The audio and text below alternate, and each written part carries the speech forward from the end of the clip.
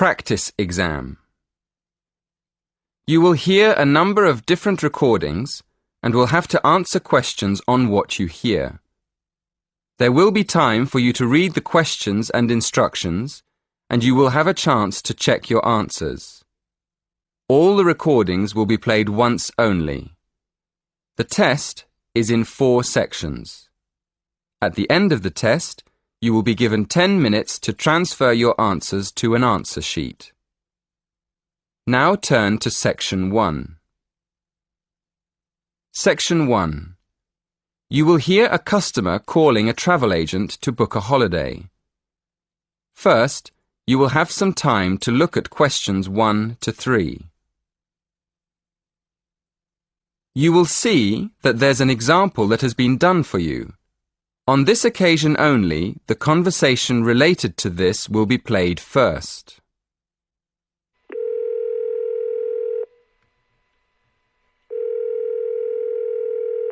Hello, Travelwide, can I help you? Oh yes, good morning. I'm looking for a hotel for a long weekend. The caller says that he is looking for a hotel for a long weekend. So the answer is C, a few days. Now we shall begin. You should answer the questions as you listen, because you will not hear the recording a second time. Listen carefully and answer questions 1 to 3.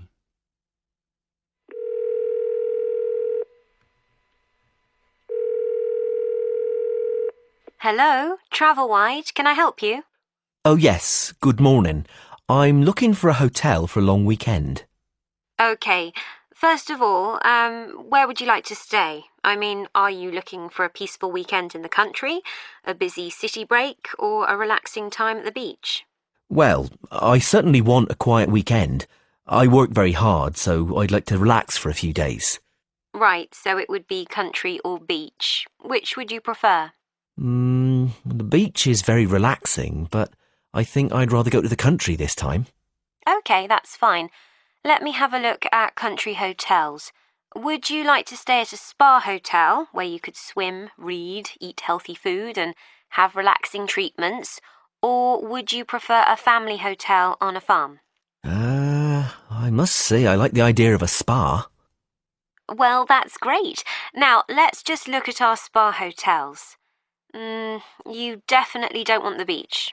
No, I'd like to go somewhere in the countryside, somewhere where I can go for walks. Okay, then it won't be the Ocean Waves Resort. Farmhouse Getaways is a family-run hotel in the country, but it's not a spa. How does Sparkling Springs sound? It's a luxury spa hotel in the countryside with an indoor heated pool and views over the fields and woods nearby. That sounds exactly what I'm looking for. Let's go for that. Excellent. Before you hear the next part of the conversation, you have some time to look at questions 4 to 7. Track 41. Now listen and answer questions 4 to 7. Now, if I can take some details, I can make the booking for you. Could I have your full name, please? Yep. My name's William French. William French. And your address? Number 4, The Willows, Stanmarch, Norfolk, NE1 4SP. The Willows. Sorry, how do you spell that? WILLOWS. The Willows. Thank you. And can I have a contact number for you? Yes, my mobile's probably the best one. It's 07632 112254. 07632 112250. No, it's 07632 112254. Sorry, 54. And when would you like to go? On the weekend of the 15th of June. Fine. Checking in on the 15th of June. And when would you like to check out? I'd like to stay until the night of Monday the 18th of June, so I'd be leaving on Tuesday the 19th. Right. Check out on Tuesday the 19th of June. And how will you be paying? By credit card. How much will it be? Let me see. 4 nights at £90 per night is £360. Is that okay? It includes breakfast and dinner and a treatment a day. Yes, that sounds fine. I'm looking forward to it. Before you hear the rest of the conversation, you have some time to look at questions 8 to 10.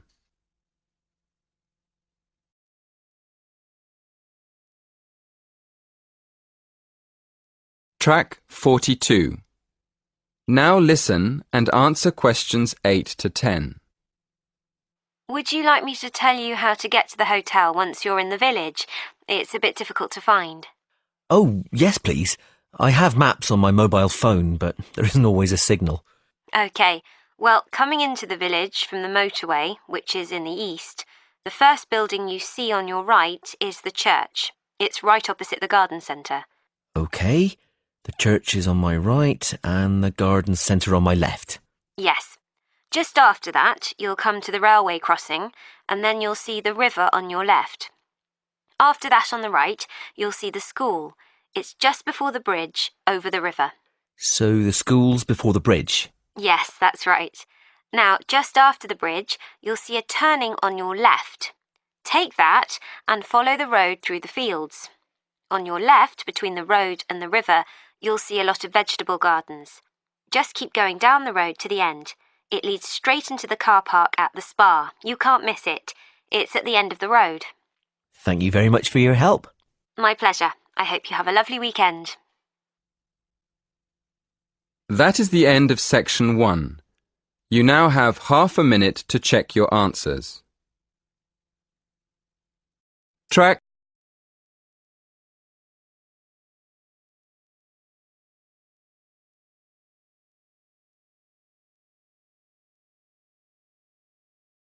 Track 43, Section 2. You will hear a talk by a tour guide. First, you will have some time to look at questions 11 to 13. Now listen carefully and answer questions 11 to 13. Good morning. Welcome to the Science Museum. There's so much to do here. You could spend all day going from one exhibition to another. But if your time is limited, I'd suggest choosing maybe just one main exhibition. At the moment, I suggest that you don't miss our new exhibition of everyday inventions. It's amazing to see how objects we use in our daily lives, like paper clips, tea bags and light bulbs, were invented in the first place, and how they've developed over the years into such an essential part of our lives that we hardly ever notice them. You shouldn't miss it. The other thing I'd suggest if you don't have much time is a guided tour of the free exhibitions. These tours usually start on the hour, at 1 o'clock, 2 o'clock and so on. They're quite short, only half an hour, so you could do a couple of tours in an afternoon if you wanted to. If you'd like to go on a tour, you should go to the entrance of the exhibition on the ground floor and wait for the guide there. Before you hear the next part of the talk, you have some time to look at questions 14 to 17. Track 44. Now listen and answer questions 14 to 17. Just to give you an idea of the range of exhibitions we have here at the museum, I'm going to tell you about the exhibitions and activities we have for visitors of different ages. First of all, for the little ones, we have a fascinating area called Shapes and Patterns, where they can play with objects and images and see how they form different patterns. It's really colourful and exciting. Kids love it. Then, at the other end of the scale, we have more complex exhibitions that appeal more to our older visitors. There's one about the history of aviation, how planes developed over the years. Older visitors may even be able to remember some of the earlier planes on display. Another exhibition that adults might particularly enjoy is the energy exhibition. It shows the historical development of different forms of energy in Britain and how it has powered industry over the centuries. And of course, we mustn't forget the teenagers. There are lots of exhibitions to interest them, but my favourite one is the one where visitors can find out more about how physics works. It's a fun exhibition with plenty of hands-on activities that explore how light and heat and chemicals work. I still go there myself now and then. It's brilliant. Before you hear the rest of the talk, you have some time to look at questions 18 to 20. Track 45. Now listen and answer questions 18 to 20. Most of our exhibitions are free, but you will need a ticket for some of the special ones, like the 3D film shows. So let me explain how you get a ticket online. Of course, you can do this directly at the ticket office, but if there's a long queue, you can book online on your mobile. So, go to our homepage and choose the Events button. Then, click on the film title. That'll take you to the next window. In the right-hand corner, you'll see a little calendar. Choose the date on the calendar and then go to the next window. There's a drop-down box there for you to choose the time and another one for the number of tickets. Careful on that page. There are different prices for adults and children. When you've done that, go to the final page and choose your payment method. That is the end of section 2. You now have half a minute to check your answers. Track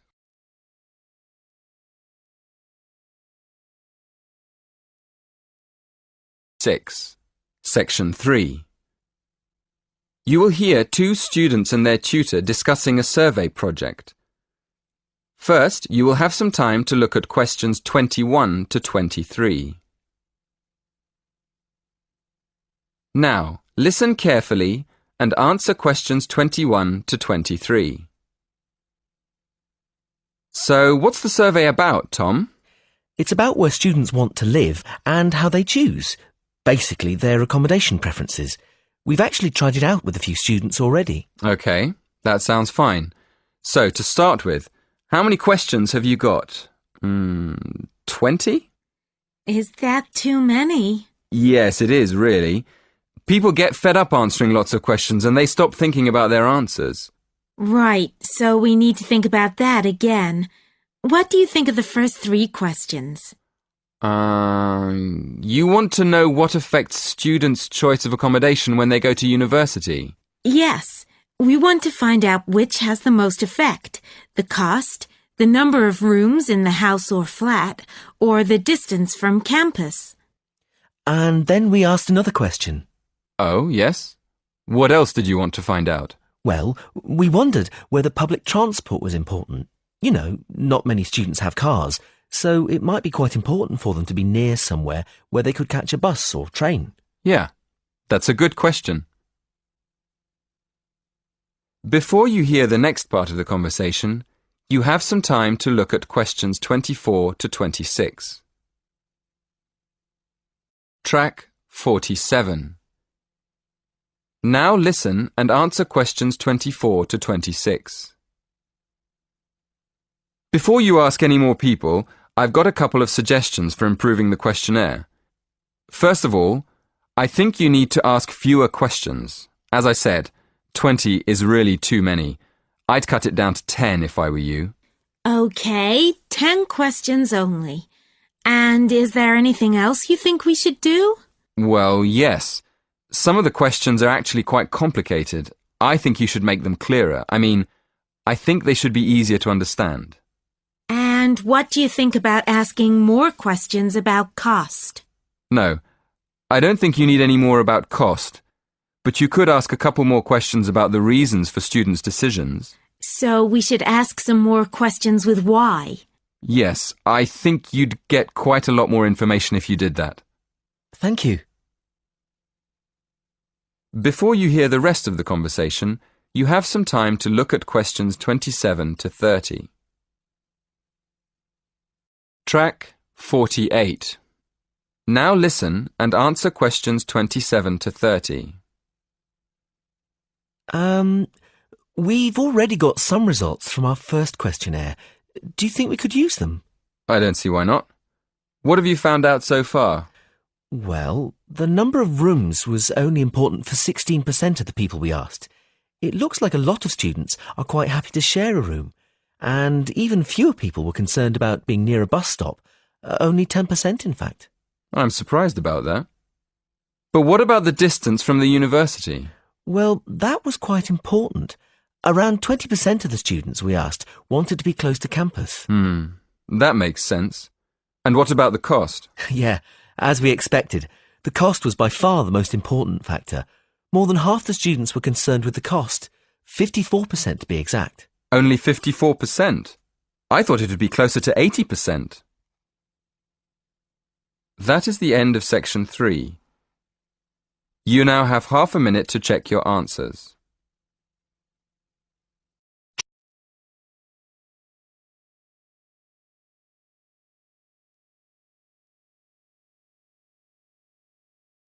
Check your answers. Track 49, Section 4. You will hear a lecture on bird migration. First, you will have some time to look at questions 31 to 34. Now listen carefully and answer questions 31 to 34. My lecture this evening will focus on the migration of birds. That is, how birds fly in big groups from different parts of the world at certain times of the year. In the first part of the lecture, I'll talk about the reasons why birds migrate, when they migrate, and which parts of the world they migrate from and to. To start with, why do birds migrate? Well, there are two main reasons. 1, they migrate to look for food, and 2, they travel to parts of the world that are more suitable for breeding. In fact, these reasons are closely linked. As you can imagine, when birds are breeding, they need extra food to feed their young. And in the spring, in the cooler climates of Europe, there is a lot of food for birds, especially insects. So generally, during the spring, birds fly up from the tropics, which are hot, to cooler climates in the north. They stay there for a few months to bring up their young. And then, when the weather in the north gets cold in the winter, they fly back to warmer climates in the south. Before you hear the next part of the talk, you have some time to look at questions 35 to 37. Track 50. Now listen and answer questions 35 to 37. Now I'd like to talk a bit about how global warming has affected bird migration. One of the effects of global warming has been to make the spring come earlier in the northern regions of the world. When spring comes early, the plants and insects that birds need to bring up their young are also available earlier. Research has shown that quite a lot of birds have started to migrate earlier because of higher temperatures. But unfortunately for some species, this hasn't been early enough. What I'm saying is that birds that are travelling a long way for breeding may arrive too late to find enough food to feed their young, and their population drops drastically. Scientists are currently researching more about this. Before you hear the rest of the talk, you have some time to look at questions 38 to 40. Track 51. Now listen and answer questions 38 to 40. Now, I thought I'd finish by just briefly describing a few different patterns of migration. Migration varies with the type of bird and the area they come from. For example, one kind of migration is partial migration. This means that some birds in a particular species will migrate and others won't. It usually depends on how the weather affects food supplies, and very often happens in the tropics. In another migratory pattern, a bird called an Arctic tern migrates the whole length of the globe, from the North Pole to the south. The Arctic tern travels between 12 and 15,000 kilometres each way when it migrates in a complete circle around the world. It's quite amazing. Right, and lastly, I'd like to mention a pattern which isn't nearly as spectacular, but is very interesting. And this is the way many birds migrate across North America. In this pattern, the birds fly northwards in the west of the country and then back south again in the east. So if you imagine it, they're actually migrating in a circular pattern, like the hands of a clock, not in a straight line, as we might think. That is the end of the listening test. You now have some time to check your answers.